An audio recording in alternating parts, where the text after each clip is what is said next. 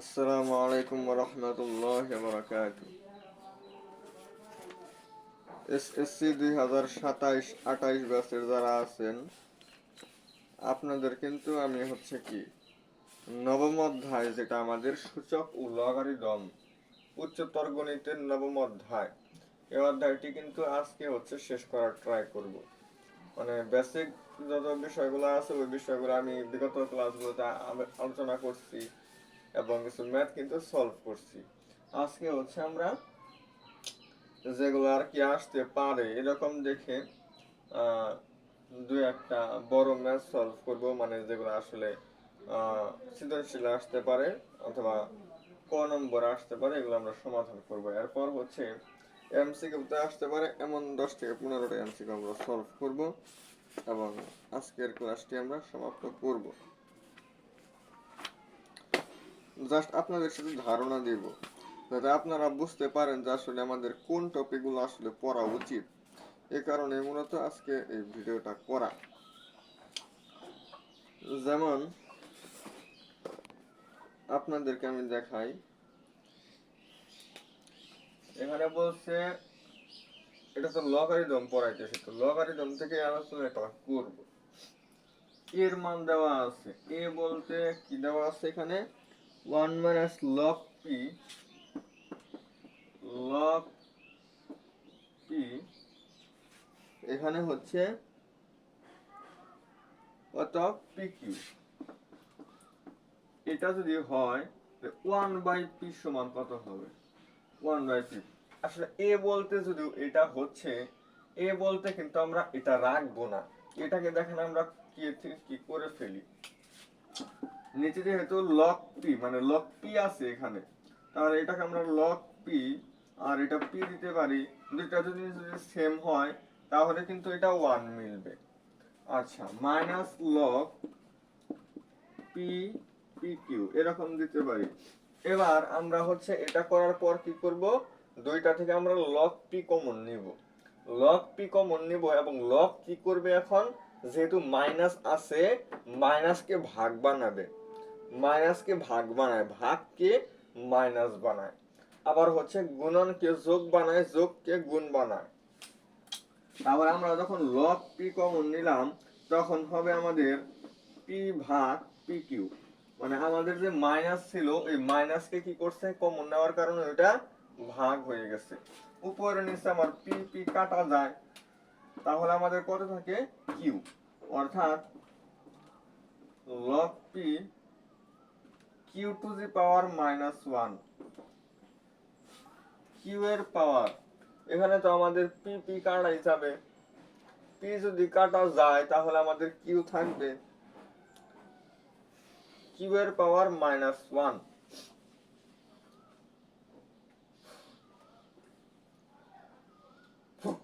আচ্ছা, এবার আমি -1 আগে দিতে পারি, অর্থাৎ মাইনাস লগ পি এখানে কিউ দিতে পারি।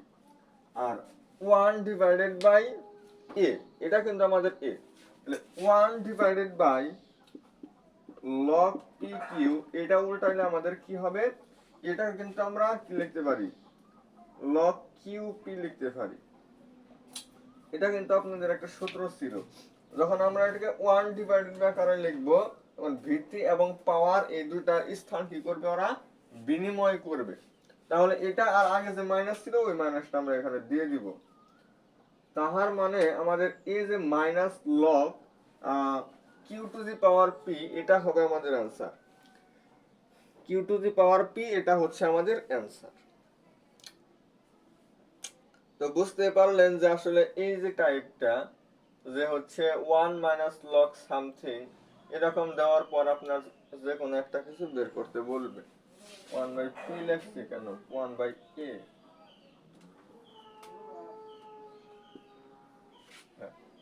1 বাই এর মান বের করতে বলছিল। তো এরকম লগারিদমীয় কিছু ফাংশন আপনাকে দিবে, এইগুলা দিয়ে এরপর আপনাকে সরল করে বিভিন্ন কিছু বের করতে হবে। তো এগুলা আসতে পারে এমসিকিউতে।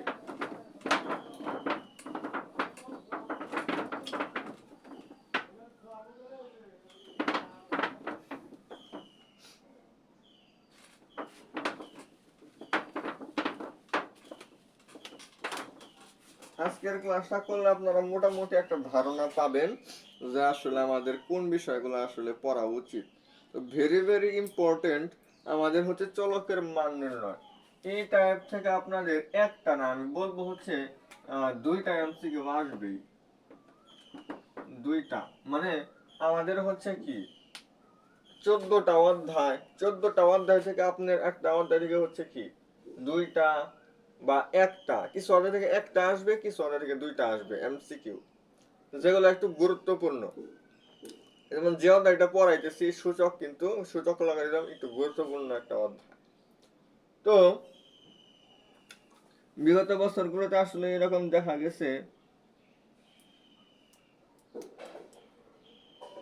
হ্যাঁ এখানে আমি এই জিনিসগুলো লক্ষ্য করতেছি, আমাদের শুধুমাত্র লগারিদম থেকে দুইটা এমসিকিউ আসছে, দুইটা এমসিকিউ আসছে এরকম অহরহরে করা আছে, প্রত্যেকটা বোর্ডে আসছে।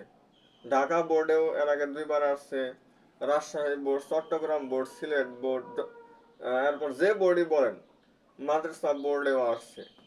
তাহলে এই বোর্ডগুলোতে যদি মানে এবার দিকে দুইটা এমসিকিউ আসে, দুইটা সূচক থেকে একটাও আসবে না, বা সূচক থেকে নাও আসতে পারে, বাট লগারিদম থেকে আপনার দুইটাও আসতে পারে। অনেক কিছু অধ্যায় আছে যেগুলো থেকে প্রত্যেক বছরই দেখা যায় যে দুইটা করে এমসিকিউ থাকে। যেমন বীজগাণিতিক রাশি অধ্যায়টা আছে, এরপর হচ্ছে স্থানাঙ্ক জ্যামিতি আছে, এরপর হচ্ছে আপনার আরো বেশি থাকতে পারে, যেমন হচ্ছে সম্ভাবনার অধ্যায়টা আছে, সহজ অধ্যায় হলেও গুরুত্বপূর্ণ আছে। তো 4 থেকে 5টা অধ্যায় আছে, এগুলা বলাই যায় যে এগুলা থেকে দুইটা করে এমসিকিউ থাকবে, এতে কোনো সন্দেহ নেই। আচ্ছা, তো দুইটা এখানে, এই দুইটাই আপনার এই চলকের মান নির্ণয় থেকে আসবে। চলকের মান নির্ণয়, চলক চলকের মান নির্ণয়, চলকের মান নির্ণয় যেমন হচ্ছে দেখেন,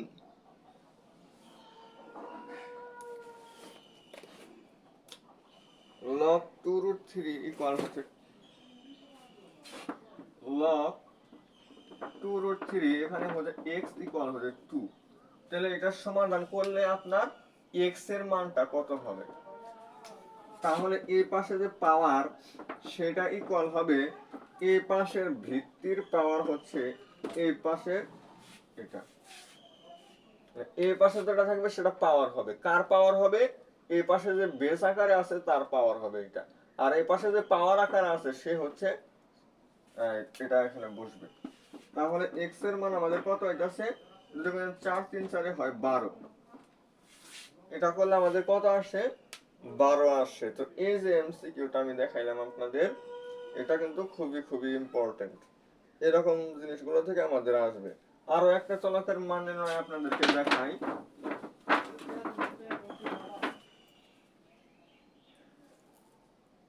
log x4 plus log x8, log x4 plus log x8, এটা হচ্ছে আমাদের কত? 5 দেওয়া আছে, দিয়ে বলছে x এর মানটা কত হবে। আচ্ছা, এখান থেকে আপনি x এর মানটা কিভাবে নির্ণয় করবেন? দেখেন এখানেও log x আছে, এখানেও log x আছে, আপনি log x কমন নেবেন। log x কমন নিলে যে কাজটা ঘটে, যেহেতু log কি করে? যোগকে গুণ করে, তো এটা যোগ চিহ্ন আছে, এটাকে গুণ করবে। গুণ কাকে কাকে করবে? 4 into 8 কে করবে, ইকুয়াল হচ্ছে 5। এবার হচ্ছে এই পাশে যেটা আছে 4 8 32, এই 32 হবে, এই পাশেরটা ওইখানে যাবে আর এই পাশেরটা পাওয়ার হবে। x এর মান হচ্ছে 5 রোড ওভার অফ 32। তো এটা করলে কত আসে? এটা করলে 2 আসে। এটা আপনি ক্যালকুলেটরে ইনপুট দিবেন, 5 রোড ওভার 32, এটা কিন্তু ক্যালকুলেটরে ইনপুট দেওয়া যায়, ক্যালকুলেটরে ইনপুট দিলেই এটা আমাদের মান আসবে হচ্ছে 2। তো এই চলকের মান নির্ণয় সংক্রান্ত যে বিষয়গুলো আমাদের আছে এই বিষয়গুলো কিন্তু আমাদের খুবই খুবই ইম্পর্টেন্ট। তো এগুলো আমাদের অবশ্যই পারতে হবে। তো চলকের মান নির্ণয় আমাদের অবশ্যই আমাদের একটা ফোকাস রাখতে হবে কি, যেখানে লগারিদমের ম্যাথগুলোর মধ্যে, লগারিদমের যে এমসিকিউ গুলোর মধ্যে বা হচ্ছে রিটার্ন হইতে পারে, যে মানে যেগুলো বোর্ডে আসছে আর কি। সহজ কথা হচ্ছে যেগুলো বোর্ডে আসছে, আপনারা দেখবেন যে বোর্ডে যেগুলো আছে ম্যাক্সিমাম হচ্ছে আজকের ক্লাসে আমি যা দেখাইতেছি এগুলোর মধ্যে থেকে। চলকের মান নির্ণয়, এর আগে হচ্ছে লগ সংক্রান্ত বিভিন্ন যে রাশি বা হচ্ছে সরল করা বিষয়গুলো থেকেও কিন্তু আছে। এরপর আমাদের হচ্ছে চলকের মান নির্ণয়টা হলে আমরা একটু সুন্দর মাথায় পড়ার ট্রাই করব। যদিও এটা কিন্তু আসলে কোনো এমসিকিউ ক্লাস না যে সরাসরি আমরা এমসিকিউ প্র্যাকটিস করব, বিষয়টা এমন না। এরপর হচ্ছে আমরা ডোমেন রেঞ্জ পড়ব। ডোমেন রেঞ্জ যেমন ডোমেন রেঞ্জ কি দেওয়া আছে এখানে,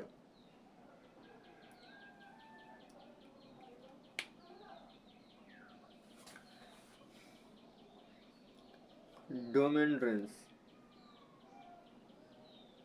if of x equal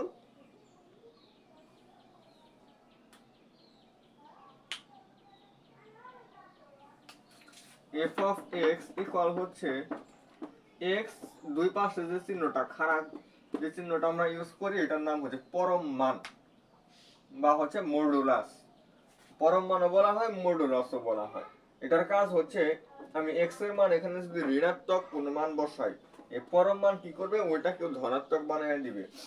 এখানে আপনারা একটা জিনিস খেয়াল করবেন, এখানে কিন্তু আমাদের x এর মান আমরা যে কোনো কিছু বসাইতে পারবো, যে কোনো কিছু বসাইলে এটার মান আসবে। এটা একদম মাইনাস ইনফিনিটি থেকে প্লাস ইনফিনিটি পর্যন্ত যাই বসাই না কেন, যে যত প্রকার সংখ্যা আছে এখানে সকল প্রকার বাস্তব সংখ্যাই কিন্তু এখানে ক্যালকুলেটরে এক্সিস্ট করবে। আপনি পরম মান চাপার পর, পরম মান চাপে কিভাবে, পরম মান কিন্তু একটা ফাংশন আছে, পরম মানও কিন্তু ক্যালকুলেটরে ওঠানো যায়। তো যাই হোক, ক্যালকুলেটর যেহেতু নিয়ে আসি নাই, তো ক্যালকুলেটর থাকলে একটু দেখানো যাইতো। তো পরম মানটা ওঠানোর পর হচ্ছে পরম মানের ভিতরে আপনি যে কোনো একটা মান দিবেন, দেখবেন যে যে কোনো মানের জন্য, যে কোনো মানের জন্য আপনার হচ্ছে ক্যালকুলেটরে ইনপুট নিবে এখানে। তো ডোমেন হচ্ছে যে মানগুলো আসলে এখানে ইনপুট দেওয়া যাবে, তাহলে ডোমেন কত, ডোমেন হচ্ছে একদম আর, আর মানে কি, সকল রিয়েল নাম্বার অর্থাৎ সকল বাস্তব সংখ্যা, সকল প্রকার রিয়েল নাম্বার অর্থাৎ বাস্তব সংখ্যা হচ্ছে ডোমেন। কারণ এখানে যে কোনো প্রকার মান এখানে ইনপুট দেওয়া যাইতেছে, আর আমি যাই দেই না কেন সেটা কিন্তু আমাদের হয়তো জিরো হবে, না হয় হচ্ছে যেগুলো ঋণাত্মক আছে ওইগুলো কিন্তু ধনাত্মক হবে। কারণ পরমান আছে না, পরমান থাকলে কি করে, সকল ঋণাত্মক কেউ কি করে, ধনাত্মক করে, আর ধনাত্মক গুলো ধনাত্মকই থাকবে। তার মানে জিরো অথবা ধনাত্মক পূর্ণ সংখ্যা এরকম হবে। এটা আমরা এন বলতে পারি। তাহলে আমরা রেঞ্জ মানে হচ্ছে আমরা এই মানগুলো বসানোর পর যেগুলা পাবো ওইগুলা হচ্ছে আমাদের রেঞ্জ। যে মানগুলো আমরা সরল করে বের করব ওটাকে বলা হয় রেঞ্জ। রেঞ্জ কিন্তু আমাদের এন মানে সকল ন্যাচারাল নাম্বার অর্থাৎ যত স্বাভাবিক সংখ্যা আছে, শূন্য সহ সকল ধনাত্মক সংখ্যা। আরে না, এখানে এন আসলে চলে না, কারণ এখানে কিন্তু যেহেতু রিয়েল নাম্বার বসানো হয়েছে, যাই হোক সকল ধনাত্মক এবং খণ্ড অখণ্ড যা আছে ভগ্নাংশ সবই গ্রহণযোগ্য হবে। এন বলতে তো শুধু আমাদের 1 2 3 4 এগুলো বোঝাইতো, ওইগুলো বোঝাবে, দশমিকও কিন্তু হতে পারে, -1.5 হতে পারে। এটা যদি আমরা পরমান বসাই তাহলে 1.5 হবে, এটাকে আর এন এর মধ্যে পড়বে, এটা তো আর এন এর মধ্যে পড়বে না, তাহলে এটাও কিন্তু আসলে রেঞ্জ হতে পারে। তো রেঞ্জ আসলে সকল ধনাত্মক পূর্ণ এবং অপূর্ণ যত সংখ্যা আছে সবগুলোই গ্রহণযোগ্য হবে। তো এখানে চাইছে হচ্ছে আপনার ডোমেন। ডোমেন কিন্তু আপনি যে কোনো প্রকার রিয়েল নাম্বার আপনি এখানে বসাইতে পারবেন, অর্থাৎ ডোমেন হচ্ছে আর। ডোমেন কত হবে আপনার, আর হবে।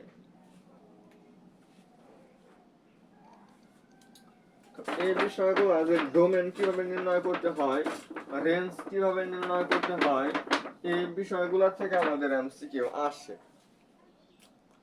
এই বিষয়গুলো যদি আমরা খুব সুন্দর মাথায় পারি তাহলেই আমাদের কভার হবে।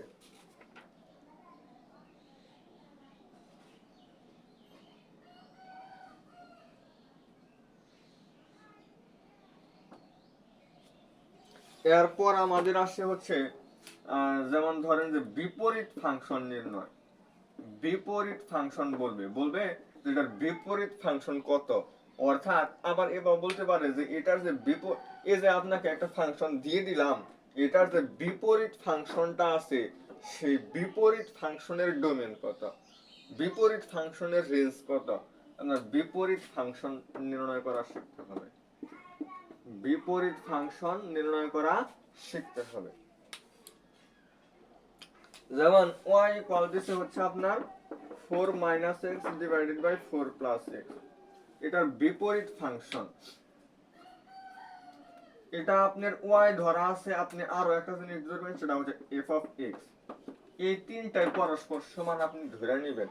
যে ফাংশনটা দেওয়া আছে ওইটা y এবং f অফ x দুইটারই সমান হবে, এটা আপনি ধরে নেবেন। বিপরীত ফাংশন নির্ণয় করার ফর্মুলা y এবং ফাংশন এই দুটাকে সমান রেখে আপনি হচ্ছে r গুণন করে দিবেন, অর্থাৎ 4y প্লাস হচ্ছে xy ইকুয়াল হচ্ছে 4 মাইনাস x। এখানে x ইকুয়াল আপনার এটা দেওয়া আছে না, মানে y ইকুয়াল সামথিং দেওয়া আছে, আপনি এটাকে x ইকুয়াল সামথিং এ নেবেন। কিভাবে নেবেন, এখানে মাইনাস x এর পাশে আসলে হবে x, প্লাস হচ্ছে xy এর পাশে হচ্ছে 4, এই প্লাস 4y ওই পাশে দেওয়া হবে মাইনাস 4y। তাহলে আপনি x কমন নিলে হবে 1 প্লাস y ইকুয়াল হচ্ছে 4 মাইনাস 4y। তাহলে x এর মান আসছে 4 minus 4y divided by 1 plus y।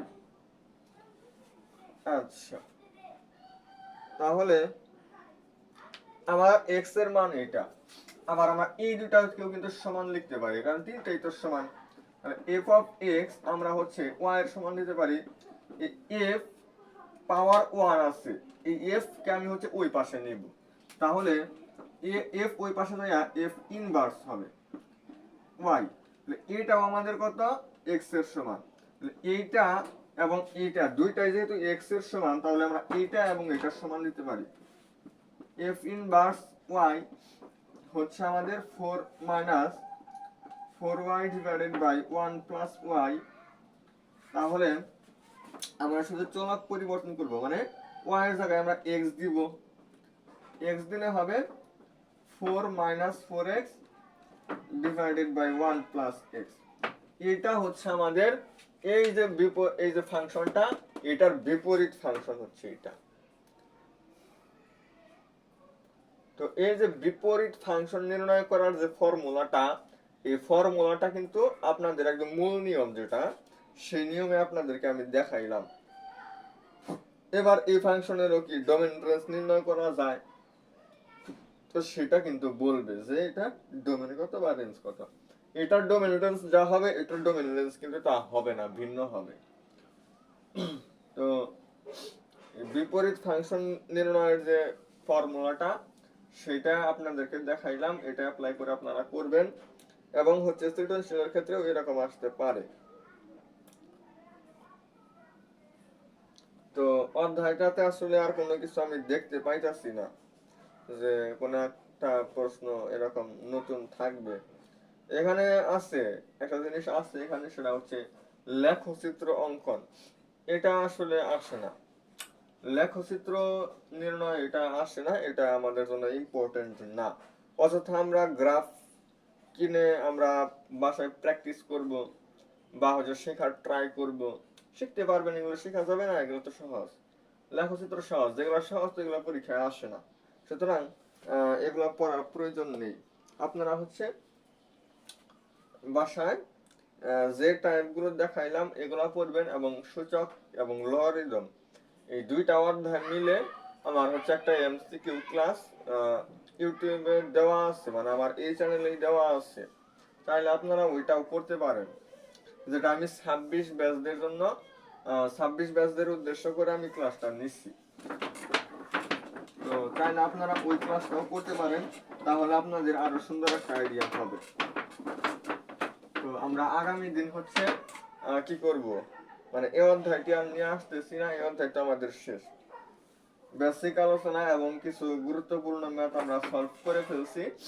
আমরা হচ্ছে কিছুদিন এই হায়ার ম্যাথ অফ রাখি। হায়ার ম্যাথ অফ রেখে আমরা হচ্ছে এখন জেনারেল ম্যাথ নিয়ে একটু গবেষণা করার ট্রাই করি। জেনারেল ম্যাথে আমাদের বীজগাণিতিক রাশি অধ্যায়টা শেষ হয়েছে। আমরা আগামী দিন হচ্ছে ত্রিকোণমিতি নিয়ে আসবো। সে পর্যন্ত সবাই ভালো থাকেন, সুস্থ থাকেন। আসসালামু আলাইকুম ওয়া রাহমাতুল্লাহি ওয়া বারাকাতুহু।